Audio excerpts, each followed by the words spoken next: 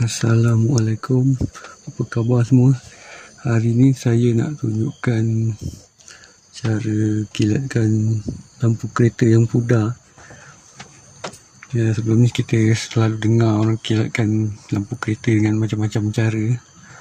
Ada yang guna ubat gigi, spray clear, macam-macam lagi lah. Kali ni saya nak cuba sendiri guna ubat gigi untuk kilatkan lampu kereta yang pudar. Okey, kita cuba sekarang. Okey, ni lampu kereta yang kita nak kilatkan. Masalah lampu pudar ni sering terjadi pada kereta-kereta macam Kia, Hyundai, dengan Nazar dan kereta-kereta lain juga.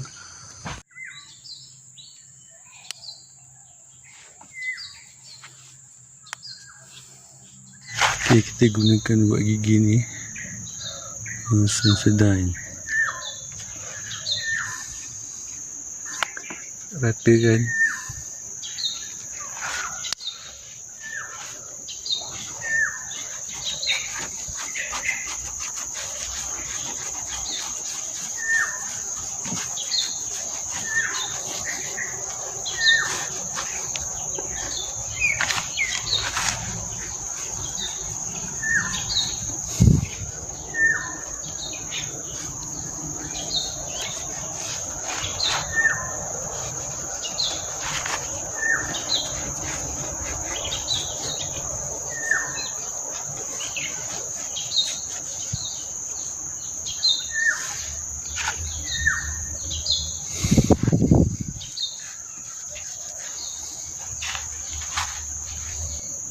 Okey, tusuk lagi.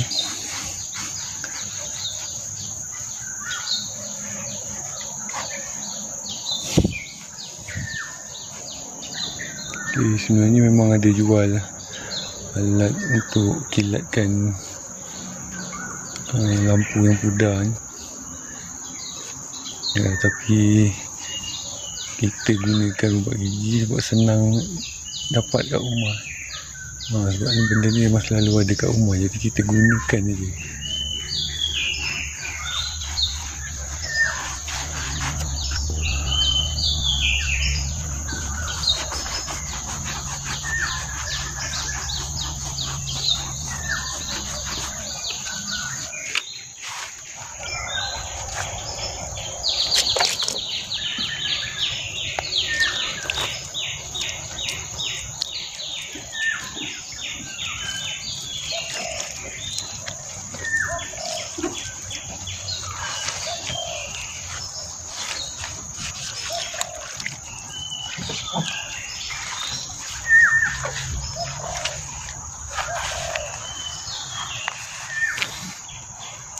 Okey, ni dia hasilnya.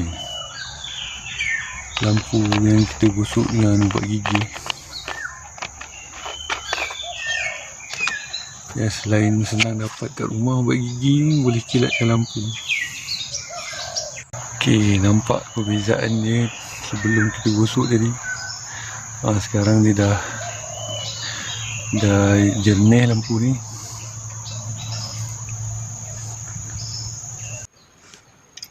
Okey, sebenarnya banyak cara untuk kilatkan lampu yang pudar.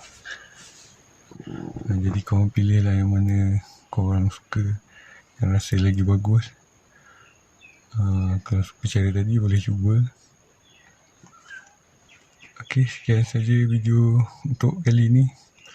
Jumpa lagi pada video yang akan datang.